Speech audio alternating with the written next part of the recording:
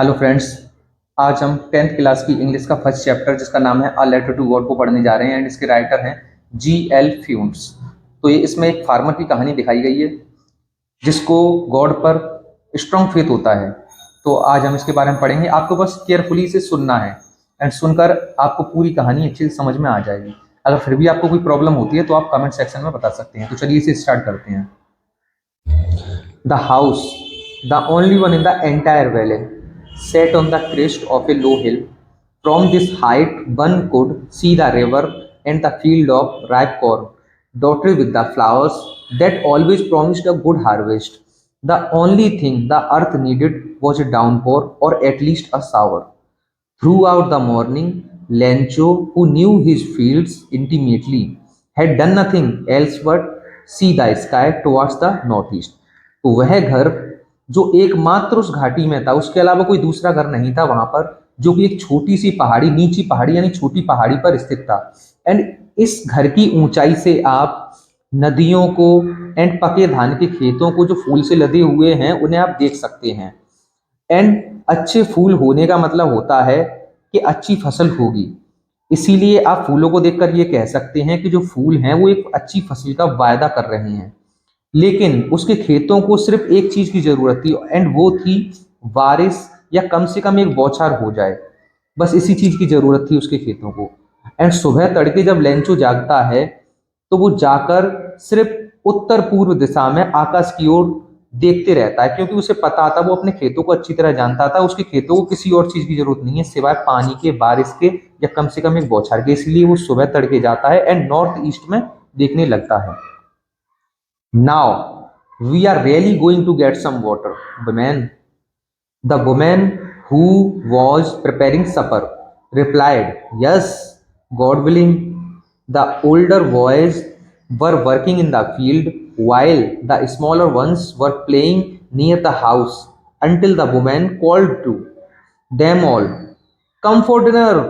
It was during the meal that, just as Lencho had predicted, big drops of rain began to fall. In the northeast, huge mountains of clouds could be seen approaching. The air was fresh and sweet. The man went out for no other reason than to have the pleasure of feeling the rain on his body, and when he returned, he exclaimed, These are not raindrops falling from the sky, they are new coins. The big drops are 10-cent pieces and the little ones are fives. यानी now we are really going to get some water women. वह अपनी बीवी से कहता है कि अब हमें कुछ पानी मिलने वाला है, यानी वो पानी का इंतजार कर रहा था एंड बादलों को वो देखकर कहता है कि अब हमें कुछ पानी मिलने वाला है। एंड जो वुमेन थी, जो उसकी बीवी थी, वो खाना तैयार कर रही थी। रात में जो खाना बनाया जाता है उस खाने को तैयार कर रही थी। उसने जवाब दिया कि हाँ, जैसा भगवान चाहे। जो बड़े बच्चे थे वो खेतों में काम कर रहे थे, जबकि जो छोटे बच्चे थे वो पास में ही खेल रहे थे।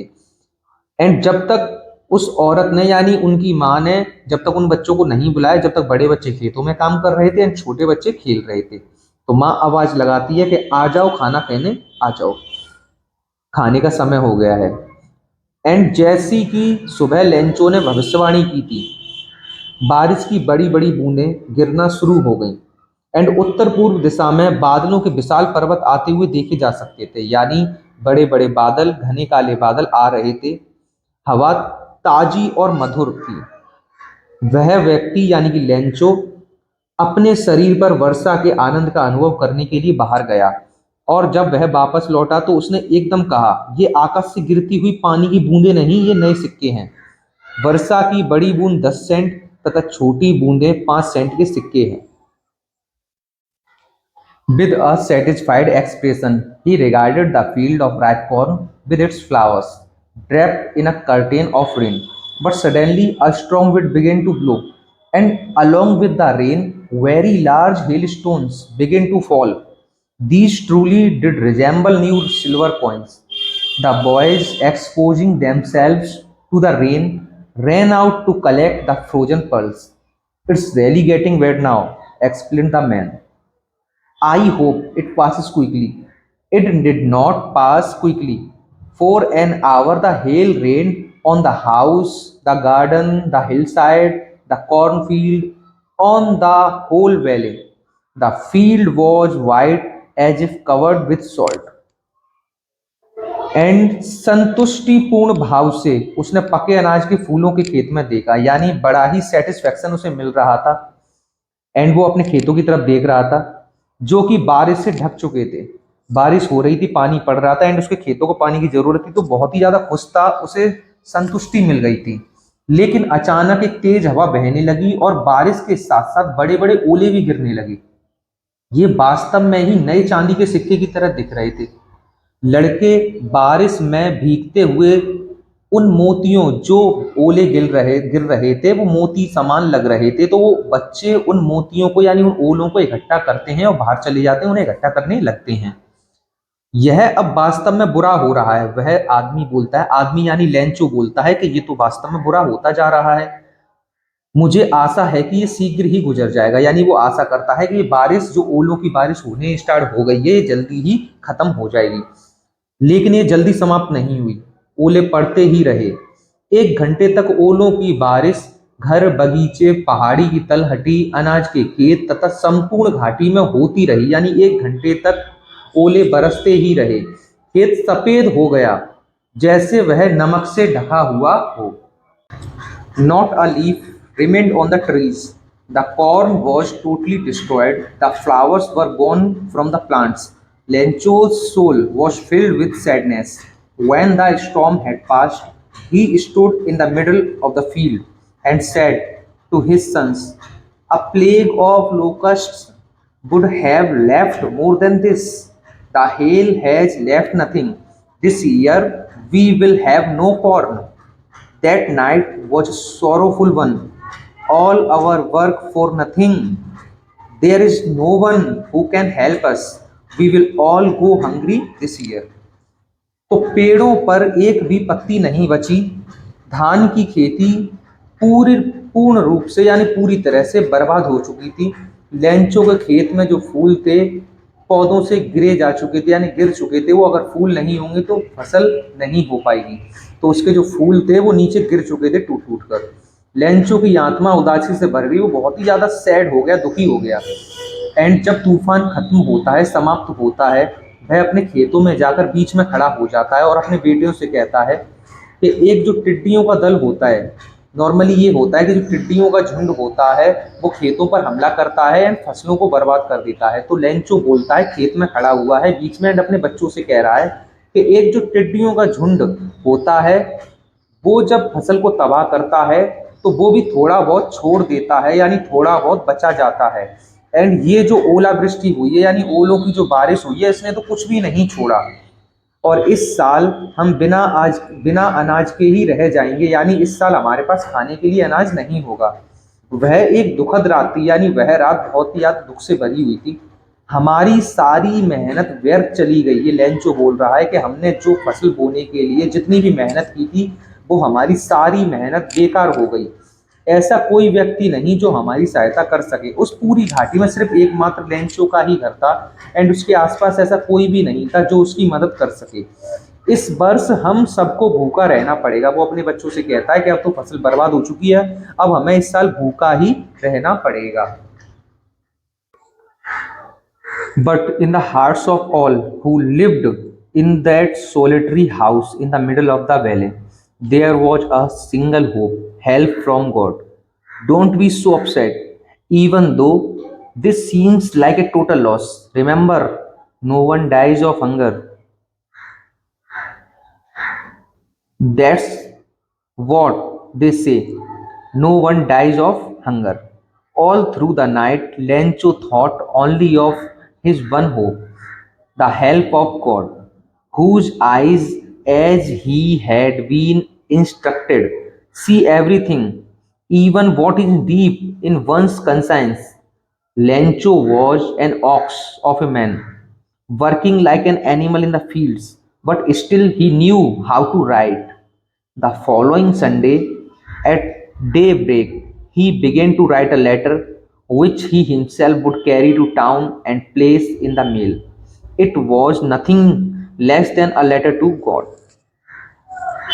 तो लेकिन उस घाटी के मध्य में एक एकांत मकान में रहने वालों के सभी दिलों में केवल एकमात्र आशा थी, भगवान से मदद की। यानी उस एक अकेले घर में जिनकी फसल बर्बाद हो चुकी है, उन सबके दिल में सिर्फ एक ही आशा थी कि सिर्फ भगवान ही उनकी मदद कर सकता है। इतना अधिक मत घबराओ, यानी इतना मत घबराओ। हालांकि यह एक पूर्ण विनाश की भ्रांति प्रतीत होती है, यानी पूरी तरह से वो बर्बाद हो चुके हैं। याद रखो कि भूख से कोई नहीं मरता। लेंचो कहता है कि एक बात याद रखना, आज तक भूख से कोई नहीं मरा, तो कोई भूख से नहीं मरेगा, इस बात की चिंता मत करो। लोग यही बात करते हैं, कोई भूख से नहीं मरता। यानी लेंचो बोलता है, अपने बच्चों से कह रहा है कि भूख से कोई नहीं मरता, यही वाली बात सारे लोग कहते हैं। सारी रात भर लेंचो अपनी एक आशा के बारे में ही सोचता रहा, यानी भगवान से मदद के बारे में पूरी रात सोचते रहा। परमात्मा की सहायता की आशा, जिसकी दृष्टि जो कि व्यक्ति की अंतरात्मा की भांति सर्वत्र रहती है। यानी भगवान किसी भी व्यक्ति को, यानी किसी को भी कोई परेशानी है, उसे अच्छे से देख लेता है। भले ही वो उसकी अंतरात्मा में कोई विपत्ति चल रही हो, परेशानी चल रही हो, वो सब कुछ देख लेता है। लेंचो खेतों में बैल की तरह सख्त मेहनत किया करता था, यानी एक जानवर की तरह वो काम करता था खेतों में, लेकिन फिर भी उसे लिखना आता था कि कैसे लिखा जाता है। इसीलिए अगले रविवार को, जब रविवार आता है, वो सुबह एक पत्र लिखना चालू करता है। एंड गांव से बाहर एक डाक होता है, वहां पर वो उस लेटर को, यानी उस पत्र को डाल आता है। एंड वह परमात्मा को लिखे गए पत्र से कुछ भी नहीं था, यानी वो पत्र जो उसने लिखा था वो सिर्फ गॉड के लिए लिखा गया था। तो भगवान से मदद के लिए वह उस पत्र को लिखता है एंड उसे मेल कर देता है, यानी डाकघर में उसे डाल आता है। God, he wrote, if you don't help me, my family and I will go hungry this year. I need 100 pesos in order to sow my field again and to live until the crop comes because the hailstorms. He wrote to God on the envelope, put the letter inside, and still troubled, went to town. At the post office, he placed a stamp on the letter and dropped it into the mailbox. One of the employees, who was a postman and also helped at the post office, went to his boss laughing heartily and showed him the letter to God. Never in his career as a postman had he known that address. The postmaster, a fat, amiable fellow, also broke out laughing, but almost immediately he turned serious and tapping the letter on his desk, commented, "What faith! I wish I had the faith of the man who wrote this letter." Starting up a correspondence with God. तो उसने लिखा God, यानी जो Lencho लिखता है वो पत्र में स्टार्ट करता है, गॉड, अगर तुम मेरी मदद नहीं करोगे तो मेरा परिवार इस साल भूखा ही रह जाएगा। मुझे अपने खेत को फिर से बोने के लिए और अगली फसल आने तक जिंदा रहने के लिए मुझे 100 पैसों की ज़रूरत है, क्योंकि बारिश से, ओलों से, बस इतना कहकर ही डॉट डॉट, यानी वो भगवान को लिखता है, सीधे गॉड करके एड्रेस करता है उन्हें और कहता है कि मेरी फसल बर्बाद हो चुकी है एंड ओलो ने मेरी फसल बर्बाद कर दी। अगर आप मेरी मदद नहीं करोगे, मुझे 100 पैसे नहीं भेजोगे, तो मैं इस साल भूखा रह जाऊंगा, मेरी परिवार भी भूखा रह जाएगा। तो मुझे 100 पैसे भेज दीजिए, जिससे मैं अपनी फसल को भी बो सकूं एंड जब तक मेरी फसल दोबारा उगेगी तब तक मुझे जिंदा रहने के लिए जो जरूरत का सामान है वो भी मैं उन पैसों से ला सकूं। तो इतने पैसे मुझे भेज दीजिए। उसने लिफाफे पर लिखा कि गॉड, पत्र को लिफाफे में डाला और अभी भी परेशान हुआ। वो कस्बे में गया, डाक घर पर उसने पत्र पर स्टैंप लगाई, यानी वो स्टैंप लगाता है पत्र पर और उसे मेल बॉक्स में डाल देता है। जो डाकघर था उसका एक कर्मचारी, जो कि डाकिया था और डाकघर में सहायता भी किया करता था, वो दूसरों की हेल्प किया करता था, खुले दिल से हंसते हुए उसने अपने बॉस के पास गया और परमात्मा, जो गॉड के नाम पर लिखे गए पत्र, जो लिखा गया पत्र था, उससे अपने बॉस को दिखाता है। एक डाकिये के रूप में अपनी नौकरी के दौरान उसने कभी भी यह पता नहीं देखा, यानी जो लेटर होता है उस पर, जिसको भी भेजना होता है, उस पर पता लिखा जाता है, एंड जो लेंचो था उसने उस लेटर पर पते की जगह पर गॉड लिखा था।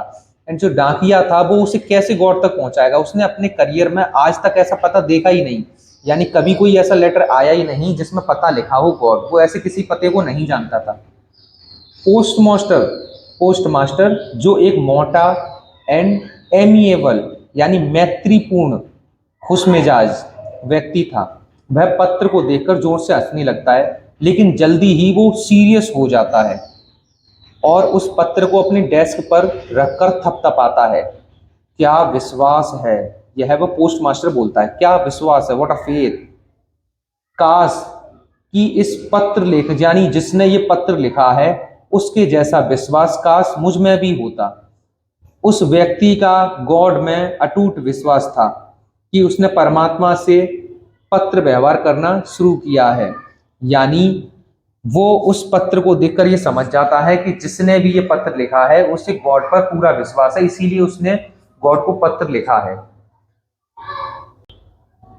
So, in order not to shake the writer's faith in God, the postmaster came up with an idea. Answer the letter. But when he opened it, it was evident that to answer it, he needed something more than goodwill, ink and paper. But he stuck to his resolution. He asked for money from his employees. He himself gave part of his salary, and several friends of his were obliged to give something for an act of charity. It was impossible for him to gather together the 100 pesos, so he was able to send the farmer only a little more than half.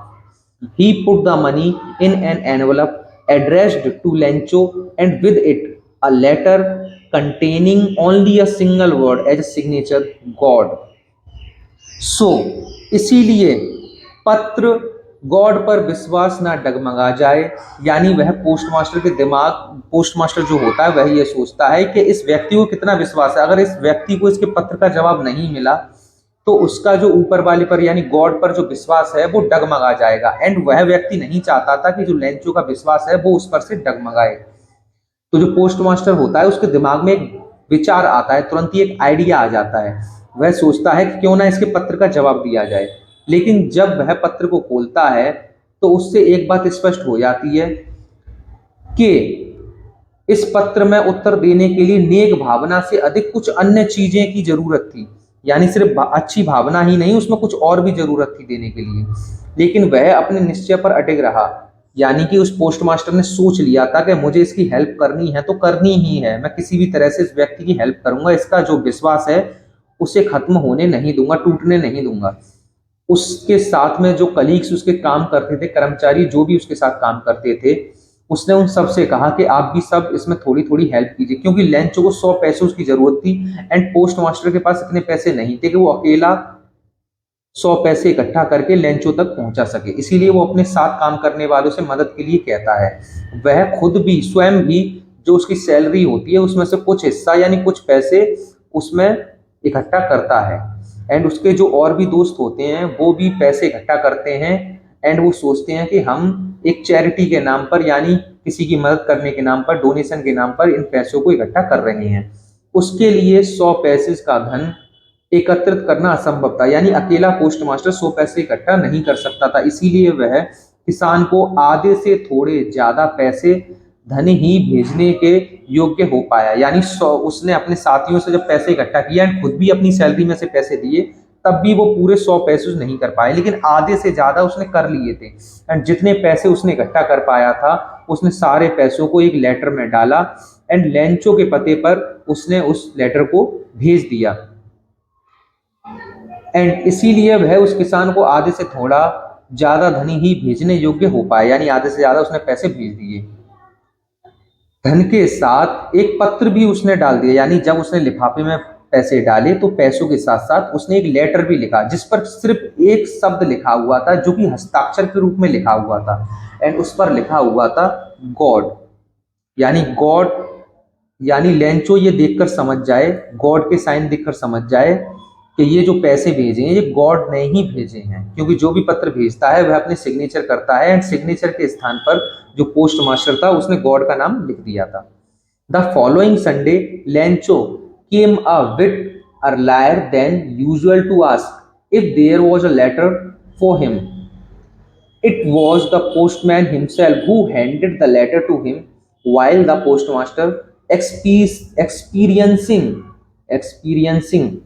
the contentment of a man who has performed a good deed, looked on from his office. Lencho showed not the slightest surprise on seeing the money. Such was his confidence. But he became angry when he counted the money. God could not have made a mistake, nor could he have denied Lencho what he had requested.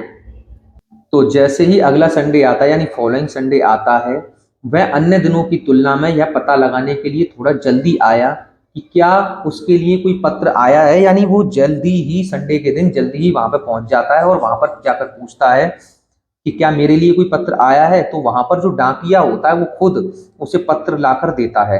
And जो post master था वो उस नेक काम को करने वाले व्यक्ति की संतुष्टि का अनुभव करते हुए अपने दफ्तर से देख रहा था। यानी वो छुपके से कहीं से देख रहा था उसे। लेंचो ने पैसे देखकर जरा सी भी हैरानी प्रदर्शित नहीं की।